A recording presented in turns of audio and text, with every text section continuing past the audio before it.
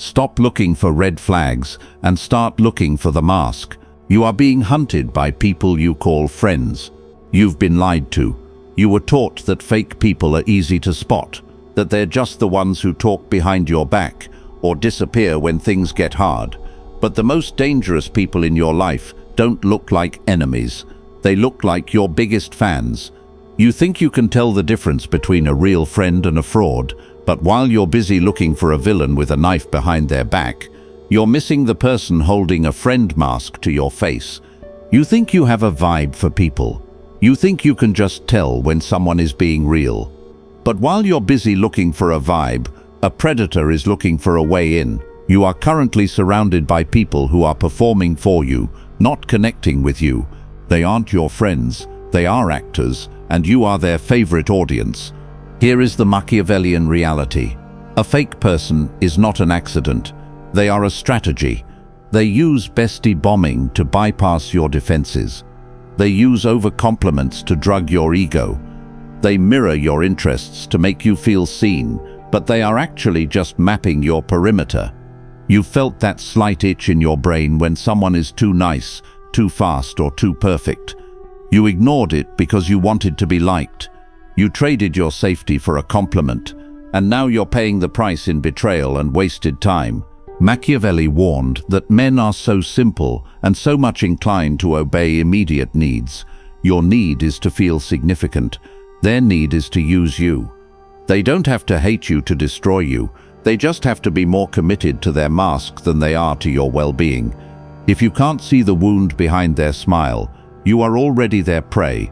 If you don't learn how to read the blood type of the people around you, you will continue to be the person who gets surprised by betrayal. You will continue to be the one who says, "I never saw it coming," while everyone else saw it from a mile away. Real power isn't about being cynical. It's about being accurate. It's about knowing that when someone pushes an identity too hard, when they try too hard to be seen as the honest one, the smart one, or the loyal one, they are actually pointing directly at the hole in their soul they are trying to cover up. In this video, we are going to strip the paint off the people in your life.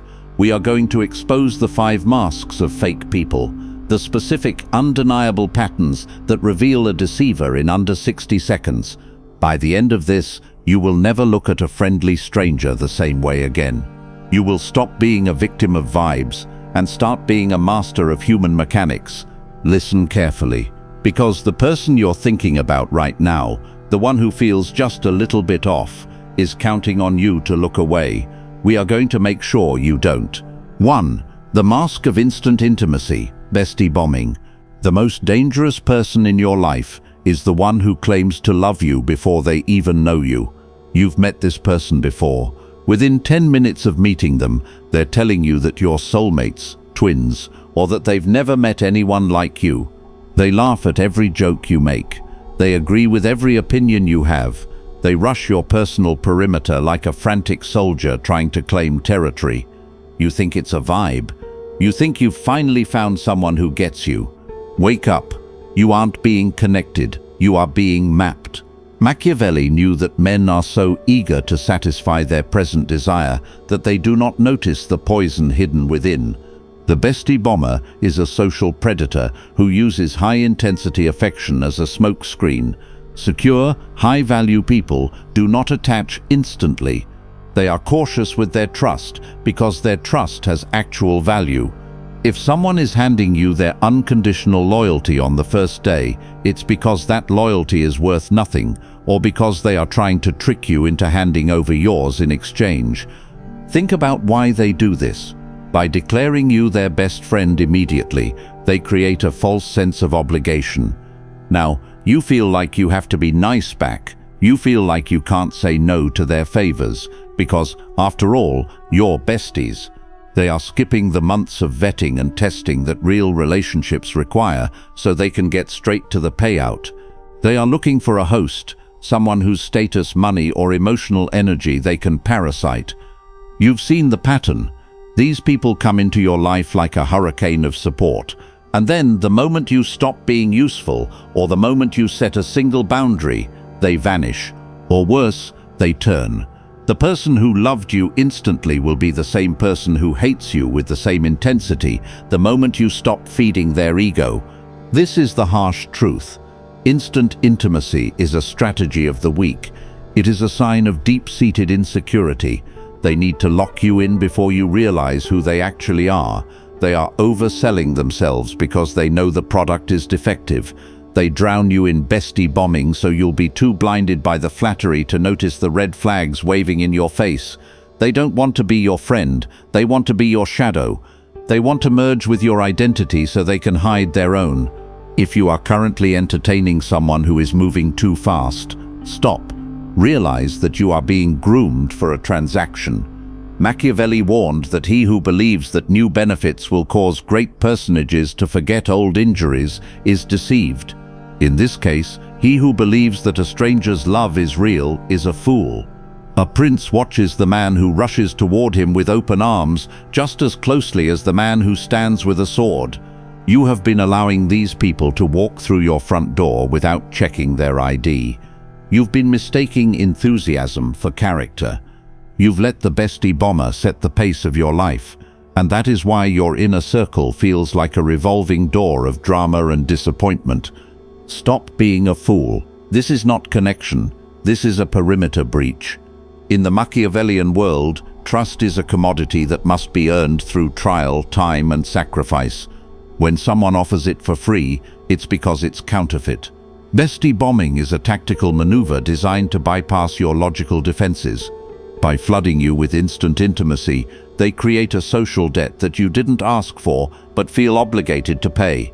You need to start treating instant intimacy as a red alert. When someone moves too fast, you must move twice as slow. Watch how they react when you don't share a secret back. Watch how they react when you aren't available for their emergency hangout. A real friend will respect your pace. A fake person will get frustrated or hurt because you are ruining their timeline for control. They are on a clock, and every day you don't fully trust them is a day they risk being exposed. You've learned to spot the one who rushes you. But there is a second mask that is even more deceptive because it feeds the one thing you can't resist, your own vanity. This person doesn't just want to be your friend, they want to be your mirror. They have mastered the art of the sugar-coated lie, and they are using it right now to make you feel like a king while they pick your pockets. This mask is the most common one in the corporate world, in social circles, and even in your own family. It's the one that makes you feel like a king right before it makes you a servant. You think they're your biggest fan, but they're actually just a mirror showing you exactly what you want to see, so you don't notice the hand in your pocket. 2. The mask of the enthusiastic mirror. You have a weakness, and the fake person knows exactly where it is. It's your ego. You are starving for recognition, and the enthusiastic mirror is the person who shows up to feed you until you are too bloated to move. You are currently being blinded by your own reflection. Think about the person in your life who always has the perfect thing to say about you. They notice every outfit. They congratulate you on every win, no matter how small, and they laugh at every single one of your jokes, even the ones that aren't funny. You think they are your biggest supporter. You think you've finally found someone who recognizes your greatness. But while you are soaking in the warmth of their praise, you are failing to notice the cold reality. They aren't looking at you. They are looking at your ego. This is the enthusiastic mirror. A fake person knows that the fastest way to shut down your critical thinking is to flood your brain with dopamine. When someone overcompliments you, they are performing a psychological bypass. They know that as long as they are making you feel superior, you will never look down to see what they are doing with their hands. Flattery is a sedative. It relaxes your guard. It makes you feel safe with the person giving it. Because surely, someone who thinks I'm this amazing couldn't possibly mean me harm. That is the exact moment you become a victim. Real life isn't a movie. In the real world, people have their own problems, their own insecurities, and their own bad days. A genuine person will occasionally disagree with you. They will be distracted. They won't always have a compliment ready because they are a three-dimensional human being. A fake person, however, is a character. They have curated a version of themselves that exists solely to please you. If someone is on 100% of the time, if their smile is always perfectly timed and their laughter always hits the same pitch, you aren't talking to a friend. You are talking to a salesman, and the product they are selling is a fake version of yourself that they want you to buy into so they can gain access to your life. Look at your professional life or your social circle. Who is the person who always agrees with the boss? Who is the one who loves every idea you have, even the ones you know are half-baked? They are mirroring you to create a false sense of rapport. Machiavelli warned that there is no other way to guard yourself against flattery than by making men understand that telling you the truth will not offend you. But you do get offended by the truth. You prefer the sweet lie, and because you prefer the lie, you are a magnet for every fake actor in a 10-mile radius. You have been trained to think that kindness is the same thing as loyalty. It's not. A fake person uses over-compliments to create a psychological debt. When they tell you how brilliant you are, they are essentially handing you a bill. Eventually, they will come to collect. They will ask for a small favor, a loan, or a recommendation. And because they've spent months building up your ego, you will feel like a jerk if you say no. You will feel obligated to protect the image they've created of you. You aren't helping them because you want to. You're helping them because you're afraid of the mirror breaking and seeing yourself as anything less than the hero they said you were. Stop being hungry for applause. If you need someone else to tell you that you're smart, you aren't smart, you're vulnerable. If you need someone to tell you that you're the leader, you aren't leading, you're being managed. A fake person can smell your need for approval from a mile away. They will feed that need until you are addicted to their presence, and once you are addicted, they own you.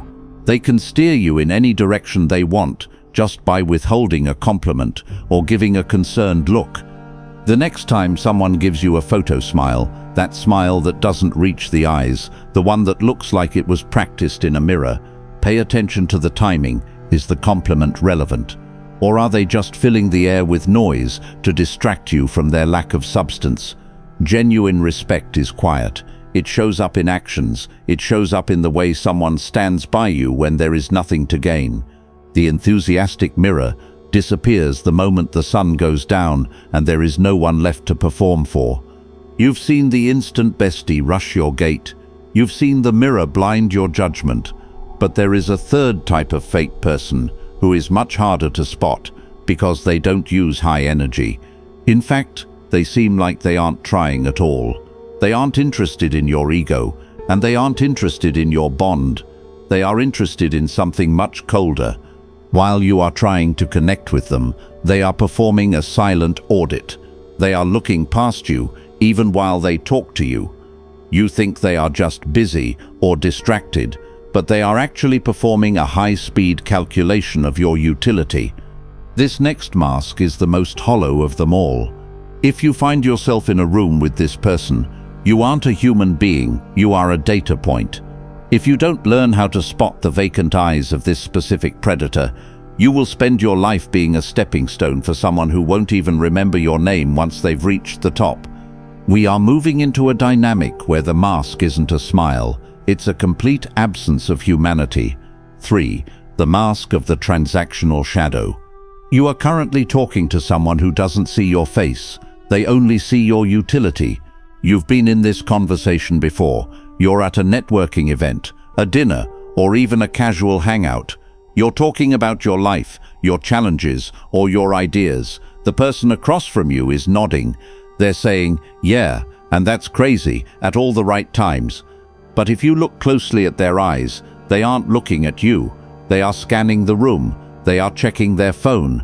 They are waiting for a gap in your sentence so they can pivot the conversation back to their own agenda or find someone better to talk to.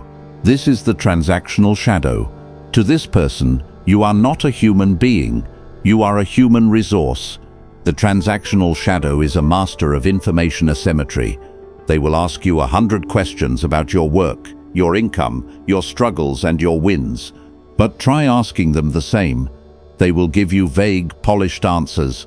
They keep their cards close to their chest while they convince you to lay yours flat on the table. They are building a file on you. Every secret you tell them, every weakness you admit, and every person you introduce them to is a piece of leverage they now hold. You see this in the office every day. It's the co-worker who only wants to grab coffee when they heard a rumor about restructuring.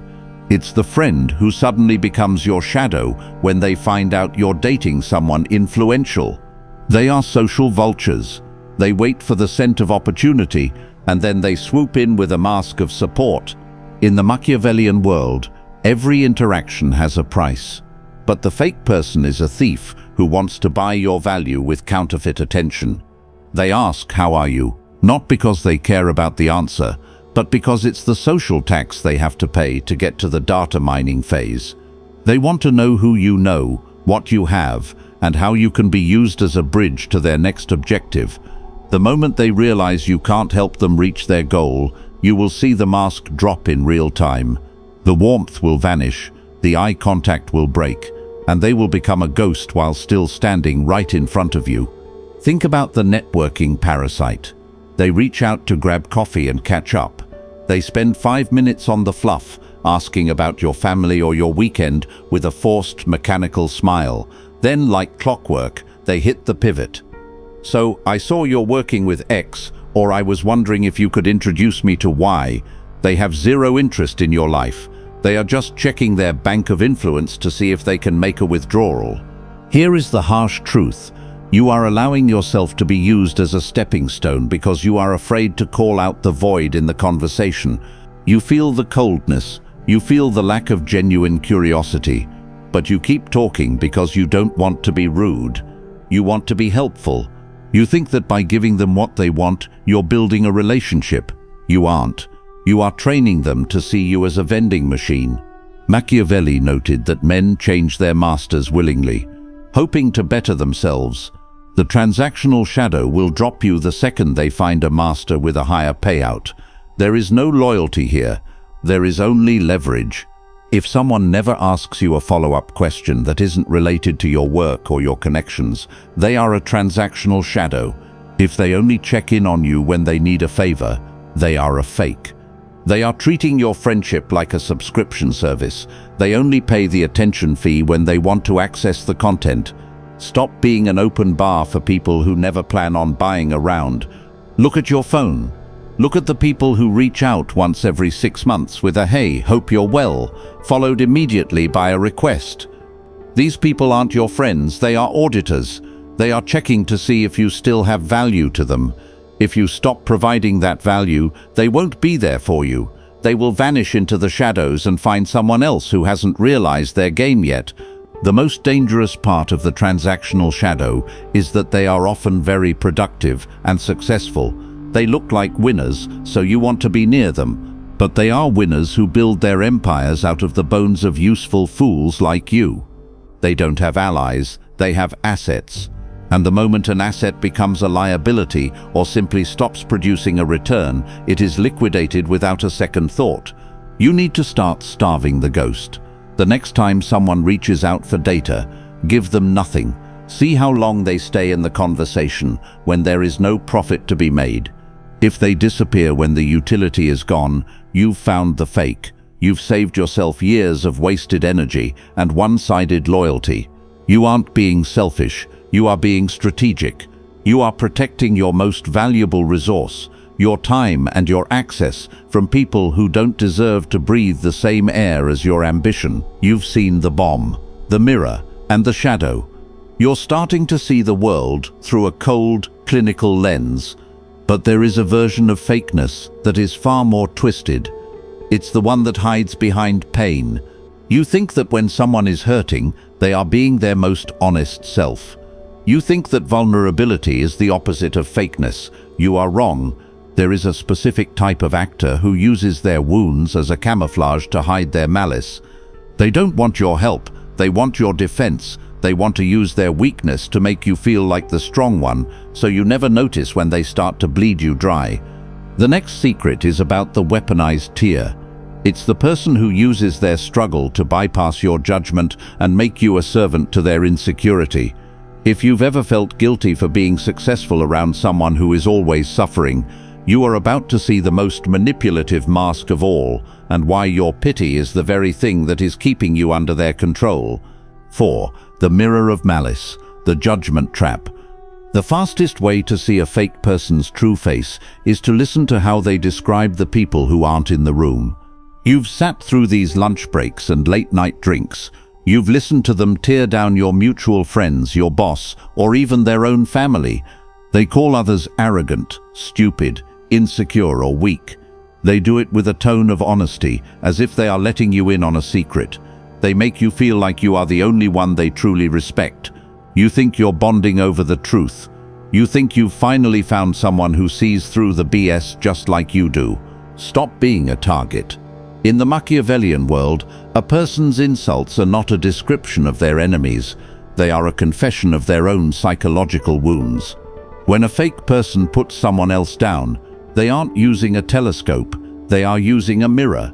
They are projecting their own deepest fears and insecurities onto everyone else, so they don't have to face them.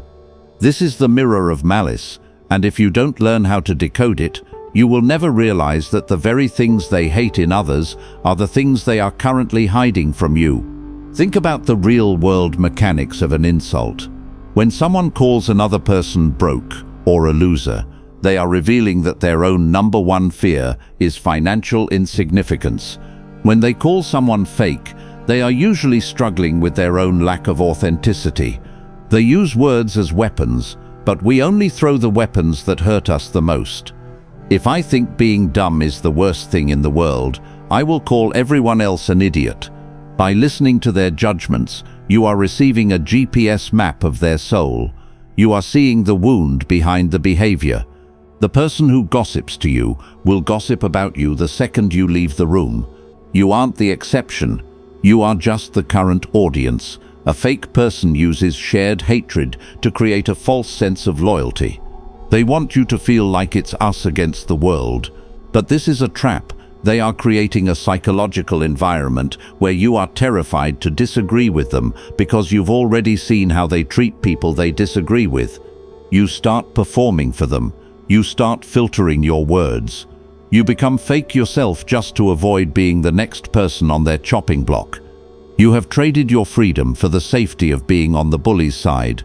Machiavelli understood that it is much safer to be feared than loved. The fake person using the mirror of malice is trying to create a low-level fear.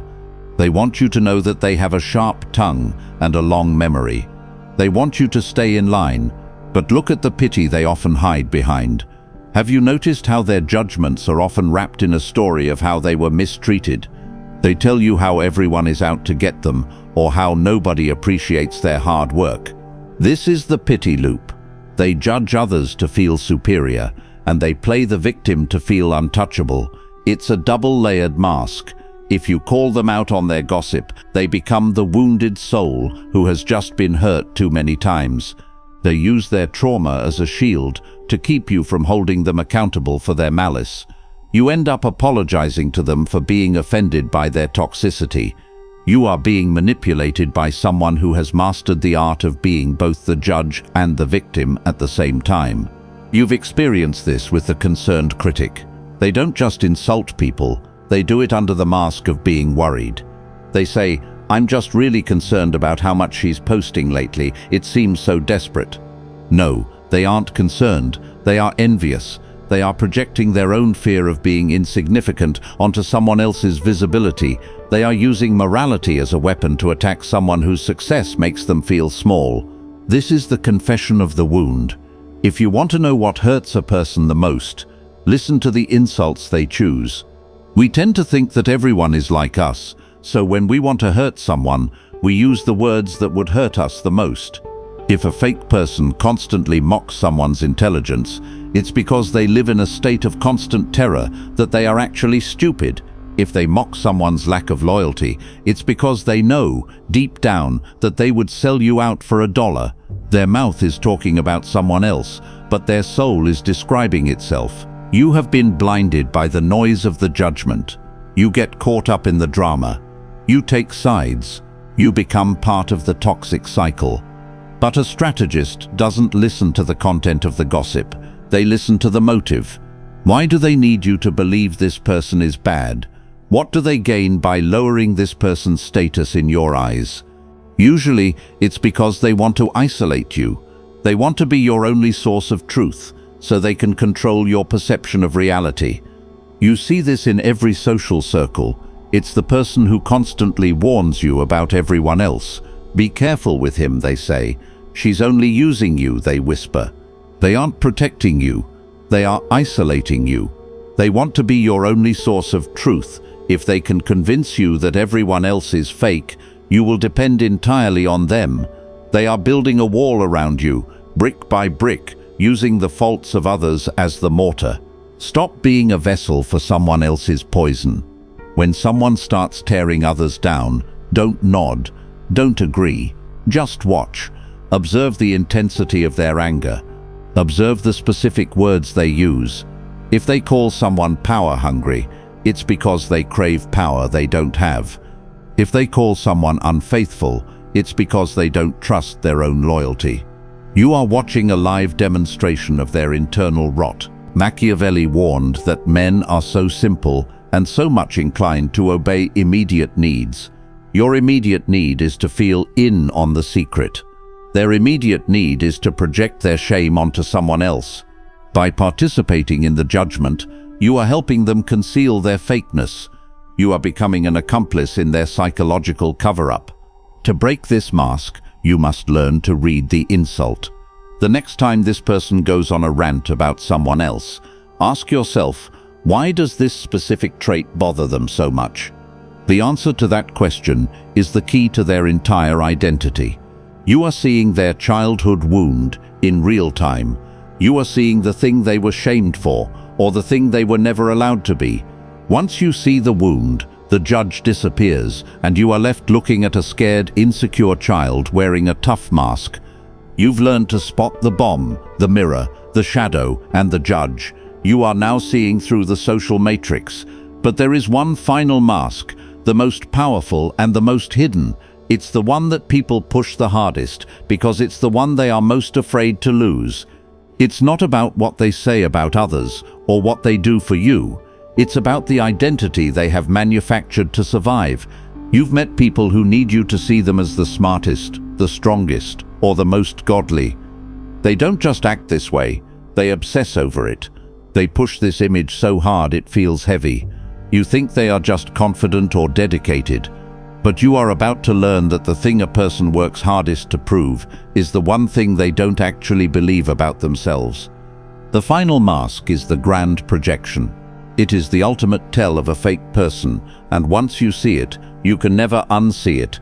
It is the final piece of the puzzle that will allow you to look at any stranger and know exactly what they are hiding within 60 seconds.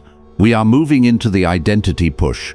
This is where the mask becomes so heavy that it finally cracks, and when it does, you will be the only one in the room standing in the light of the truth. 5. The identity projection. The thing a person tries the hardest to show you is exactly what they are missing. You've met the tough guy, the one with the aggressive stickers on his truck, the one who talks about dominance and respect every 5 minutes, the one who is always looking for a fight to prove how alpha he is. You've met the intellectual, the one who can't have a conversation without mentioning their degree, their high-level books, or using words they know you don't understand, just to make you feel small. You've met the pity seeker, the one who makes sure you know every single hardship they've ever faced so you'll understand how strong they are for surviving. Stop being a spectator to the performance. You aren't seeing their strength, you are seeing their compensation. In the Machiavellian world, the loudest signal is usually the biggest lie. This is the identity projection, the final and most aggressive mask. It is a monument built over a childhood wound. When someone demands that you see them as powerful, intelligent, or significant, they aren't telling you who they are telling you what they are terrified of being: weak, stupid, or invisible. Here is the harsh truth. The more someone performs an identity, the more they are trying to convince themselves of it, not you. Think about the psychological mechanics. A truly wealthy man doesn't need to wear a shirt with the price tag still on it. A truly powerful man doesn't need to tell you he's the boss. Power is felt, not announced. If someone has to advertise their virtues, it's because those virtues don't exist in their natural state. They are trying to overcorrect for a void they've been carrying since they were 10 years old. The guy screaming about strength is usually the boy who felt helpless. The woman screaming about independence is usually the girl who was abandoned. Machiavelli understood that it is unnecessary for a prince to have all the good qualities, but it is very necessary to appear to have them. The fake person takes this to a desperate extreme. They don't just want to appear good, they want to force you to acknowledge it. They are social drug dealers, and you are the source of the drug. They need your approval, your acceptance, or your pity to stop the internal screaming of their own insecurities. Every time you validate their performance, every time you tell the tough guy he's strong, or the intellectual he's smart, you are feeding a ghost that will never be full. You have been a validation source for people who have no intention of changing. You think you're being supportive. You think you're helping them build their confidence. No, you are enabling a delusion. By playing along with their mask, you are helping them hide from themselves. And more importantly, you are making yourself a target.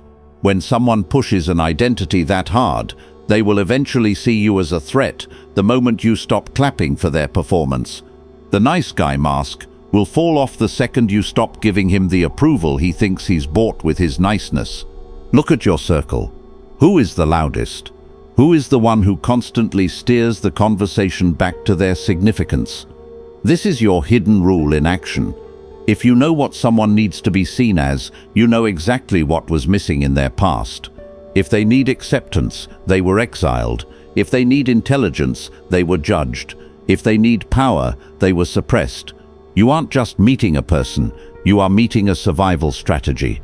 You have been blinded by the noise of the identity. You've been reacting to the armor instead of the person inside it.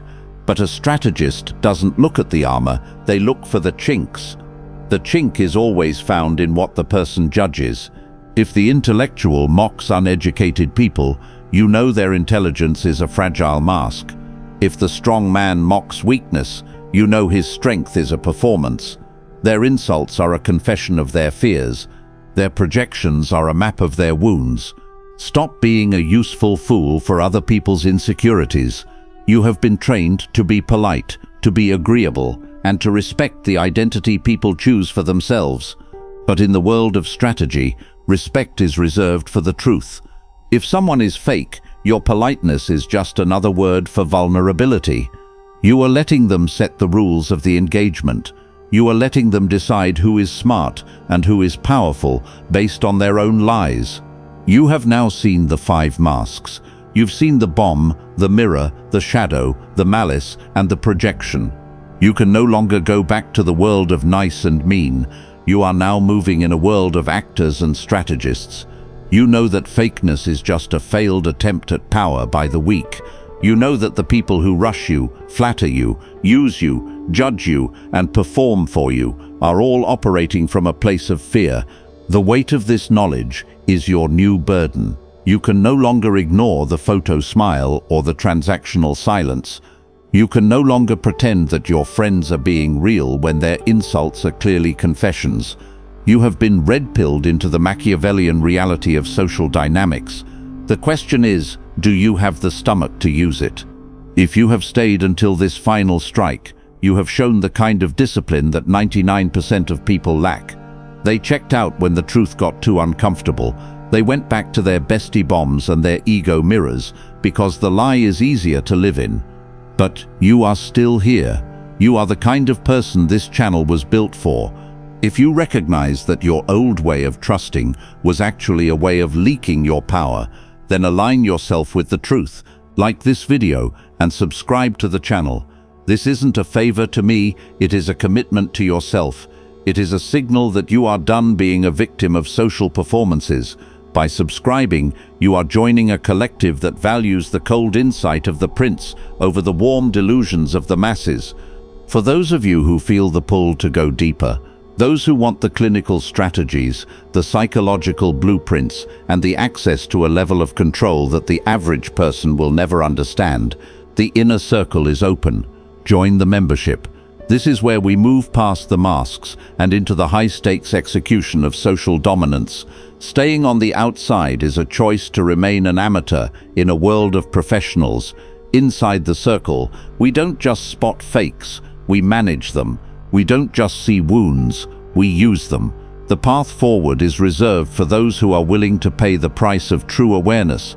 I acknowledge the time you've spent here. Most would have turned away the moment the niceness was challenged. You stayed, you listened, you grew. That discipline is the first sign of a leader. Thank you for your attention. It is the most valuable resource you have, and you've spent it wisely today. You've earned the clarity that most people will spend their entire lives trying to avoid. But remember, clarity without action is just another form of entertainment. The next time you walk into a room, don't look at the faces. Look at the needs. Watch the bomb. Listen for the mirror. Identify the shadow. Map the malice. And see the projection for the cry for help that it is. The mask is off. The game is visible. I will see you in the next video.